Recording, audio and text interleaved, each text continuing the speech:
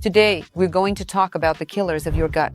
These are foods and substances that can cause unpleasant symptoms, inflammation, and even chronic intestinal diseases. Watch this video to the end, and you'll know exactly how to avoid this harmful impact, what to do about it, and how to keep your gut healthy.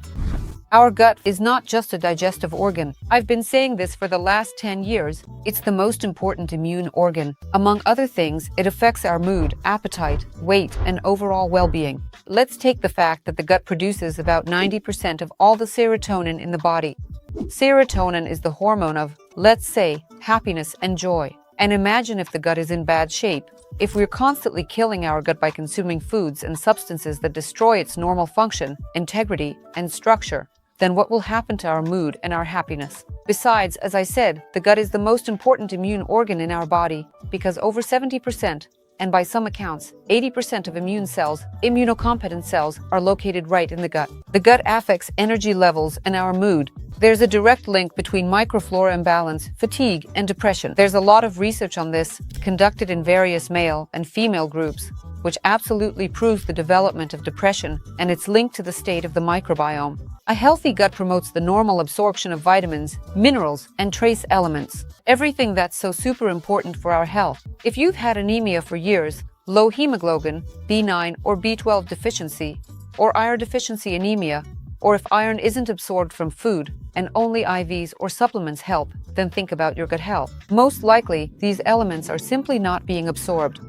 The problems aren't just bloating, constipation, and diarrhea, or hemorrhoids and polyps. They're also skin problems. It might seem like an unobvious link, but the problems will always show up on the skin. The skin is a mirror of what's happening in our gut, and it manifests as acne, eczema, ichthyosis, atopic dermatitis, psoriasis, and various other rashes and skin imperfections. A healthy gut, which is also an absolute fact, helps maintain a normal weight and improves metabolism, reducing the risk of obesity and related diseases. Regularly paying close attention to your GI health helps prevent chronic diseases, even serious ones like diabetes, cardiovascular disease, and inflammatory bowel diseases such as ulcerative colitis or Crohn's disease. Plus, a healthy gut absolutely helps increase longevity and improves quality of life as you get older. You know how seniors often complain about constipation and other digestive issues. So take care of your gut while you're young, and you won't have those problems later in life. The number one killer of your gut, friends, is any and all ultra-processed food. When I talk about this, I mean products that are highly processed and contain very few natural ingredients. 90% of the time, these are things we eat on a daily basis. If you go to the store and just grab some cookies or pastries off the shelf, you'll see so many additives, flavorings, and enhancers that it'll make your head spin. So try to keep ultra-processed foods to a minimum. What are they exactly? It's all the sugary drinks, desserts, and pastries. Also snacks, chips, and fast food. By the way, it's not just fast food. It's also ready-made meals and prepackaged foods. Ready-to-eat meals from the supermarket are all made from ultra-processed ingredients with added flavor enhancers like MSG and others. Those prepackaged foods you buy. There's no real meat in there, friends, just flavor enhancers. To make it edible, they use ultra-processed ingredients. Breakfast cereals and grain products are in there too. Various milk alternatives as well. It's very trendy right now to replace milk. But with what? With all sorts of substitutes. Lactose-free milk or some other kind of milk. There are so many marketing gimmicks now based on the idea that milk is bad. So they say, let's replace it. Just look at the ingredients.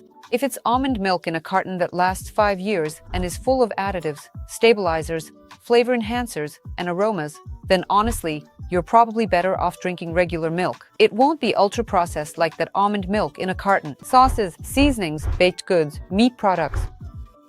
I'm not talking about a piece of meat.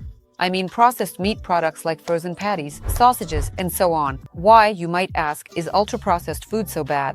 It tastes good, as kids often say, right? It has no fiber or roughage needed for proper digestion, or for our gut flora to have real food to eat. Our gut bacteria feed on what we eat. If we eat ultra-processed food, we'll never have a healthy gut or microbiome. And if you have a lack of fiber, dietary fiber, you'll have constipation.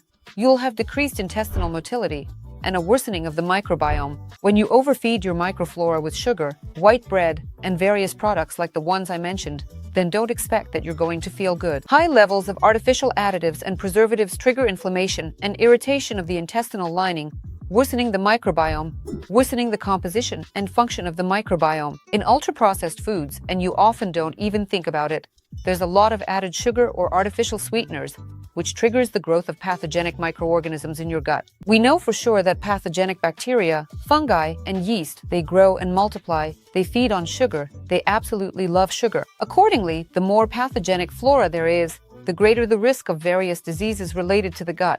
The next killer for today is sugar, and not just sugar, but also sugar substitutes. Sugar substitutes are very widely used in food products and in drinks as an alternative to sugar. But to be honest, if you think about it, I'm often asked, what's better, regular Coca-Cola or sugar-free Coca-Cola? Guys, it's actually debatable, yeah, and depending on the amount. But to be honest, there are so many artificial sweeteners now, aspartame, cyclamate, and so on, that you don't really know what's better. Let a person drink regular Coke rather than drinking Coke Zero, for example, yeah. Aspartame is the most famous one. It's used in soft drinks, yogurts, desserts, and chewing gums. Where it says sugar-free, everything's free, aspartame, it's included in the list of probable carcinogens for humans. If you drink sugar-free Coca-Cola on a daily basis, chew gum, and drink sugar-free, eat all this sugar-free food, well, draw your own conclusion, yeah, what that could lead to. There are also other various sugar substitutes, sorbitol, mannitol. These are sugar alcohols that are often used in diet and sugar-free products. Consuming these products causes increased gas, bloating, digestive upset, and worsens existing gut problems. One of those most common, let's say, everyday products is sugar-free chewing gum. Sugar. Well, there's already a huge amount of information said about this. We know for sure that sugar is the killer of our gut, youth, collagen, bones, and joints. Please keep in mind that refined sugar, regular white sugar, is an artificial chemical product. It's not a food product, it's not a natural product. On average in Russia, a person consumes about 13 to 14 teaspoons of sugar daily, and that's unconsciously. And if we're talking about the conscious consumption of candies, pastries, sodas, and even alcoholic drinks, which contain a huge amount of sugar, then the numbers increase to simply outrageous levels, so to speak. Why is sugar dangerous? You know, I'll put it this way. Sugar is dangerous, first of all, because of depression. Now you're going to say, are you sure you didn't consume anything sugary or pour yourself some alcohol before coming out to talk to us? In fact, it takes 24 molecules of magnesium to process just one single molecule of glucose. Magnesium is involved in more than 300 biochemical metabolic processes in the body. Consequently, if there's no magnesium, you're prone to stress, and you'll react to that stress with things like apathy and depression. How else is sugar dangerous? Anxiety and nervousness fall into this category for the same reason: difficulty concentrating, non-alcoholic fatty liver disease. There's alcohol-related damage, and then there's non-alcoholic. It happens when excess glucose turns into fat, including in the internal organs, so to speak. Sugar causes premature aging, loss of collagen, and consequently wrinkles, early gray hair, and all the markers of premature aging. Why does this happen? Because glucose competes for absorption in the gut with magnesium, calcium, chromium, and copper, which leads to a deficiency of these elements and the consequences of those deficiencies, including collagen loss. Sugar is dangerous in the development of new growths. Tumor cells, this is also a very well-known, proven fact, absorb 6 times more sugar than healthy ones, which promotes the progression of tumor growth. When you eat too much sugar, even if you aren't significantly overweight, say you have 5 to 10 kilograms of extra weight, the risk of developing insulin resistance increases. That's prediabetes, so to speak, and type 2 diabetes. Not to mention cavities, tonsillitis, stomatitis, and sinusitis. Why does this happen? Because when you consume a lot of sugar, the environment in the mouth becomes acidic. And in an acidic oral environment, microorganisms that thrive there multiply very easily, staphylococci, fungi, and so on. You often ask me in the comments about candidiasis. Candidiasis isn't just a gynecological problem. Candidiasis can occur in the body, for example, in the intestines. Sugar is the main source of nutrition for fungi, including our friend Candida. And consuming a lot of sugar always promotes their reproduction. By the way, when you talk about iron deficiency, meaning there's seemingly no blood loss, periods aren't super heavy, there are no sources of bleeding like hemorrhoids, for example, and no new growths or tumors, yet iron is still disappearing somewhere. Think about what I just said, because we know for a fact that sugar is a source of nutrition for fungi. Candida thrives on it, and Candida also really loves iron. The next killer of your gut health. Now, this might sound strange, but it's foods that you might have an intolerance to. And unlike a food allergy, an intolerance usually isn't linked to the immune system, but happens because of trouble digesting certain substances in your food. For example, gluten is a protein found in wheat, in barley, well, in grains, let's say. And for most people, it's harmless unless the person has celiac disease. But for those with celiac disease or a gluten sensitivity, it's a real poison. So when someone is diagnosed with a gluten intolerance and they eat gluten, they're just killing their gut and basically their whole body. What kind of symptoms can a gluten intolerance have? It's bloating, stomach pain, diarrhea, constipation, less often, skin issues, joint problems, joint pain, muscle pain, headaches, a constant feeling of fatigue, numbness, by the way, both weight gain and weight loss, and various depressive disorders. And the best way to determine if you have a gluten intolerance is to cut out gluten completely for a few months from your diet and monitor how your body feels. If you've cut out gluten entirely and your stomach discomfort is gone, you've tracked this reaction, your condition improves, migraines and joint pain stop bothering you, then you have a gluten intolerance. This is one of those at-home ways to check for it. Lately, there's been a lot of talk that everyone, absolutely everyone, needs to remove gluten products from their diet. That's not true. Restrictive diets like that, they cut out a fairly large number of healthy products, whole grain products, and such restrictive diets for people with normal, healthy, let's say, health status, they'll do more harm than good. Because again, the diet is deprived of a fairly large amount of beneficial nutrients. Gluten is only dangerous for people who have an intolerance or celiac disease. By the way, keep in mind that when switching to a gluten-free diet, it's important to remember that the gluten-free products you see on store shelves are also, by the way, a very serious marketing thing. People, marketers, sellers, they play on this, that a person is looking for gluten-free products. It seems like there's no gluten, but they, excuse my language, cram in such a quantity of other harmful ingredients that gluten doesn't seem so bad in comparison. So always make sure to check the ingredients. Often products are loaded with other harmful ingredients, or rather, let's say, deprived of such an important ingredient for our health as selenium. So if you're following a gluten-free diet, add selenium sources to your diet to avoid a deficiency of this essential mineral. I can tell you about lactose in the same way.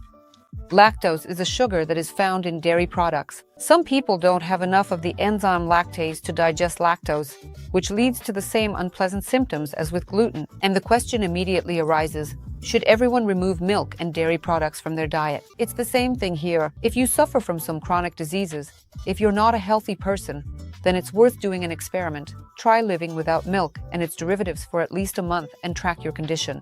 But if you're a healthy person, if you don't have lactose intolerance, if you don't have any allergic reactions, then completely giving up products, like fermented milk ones, well, that would likely be quite a serious mistake. It's exactly the same as with gluten. Of course, it's worth saying that you should look at the origin of the dairy products you include in your diet. It's very important to understand what raw materials these products are made from, the shelf life, and even what container, so to speak, these products are packed in.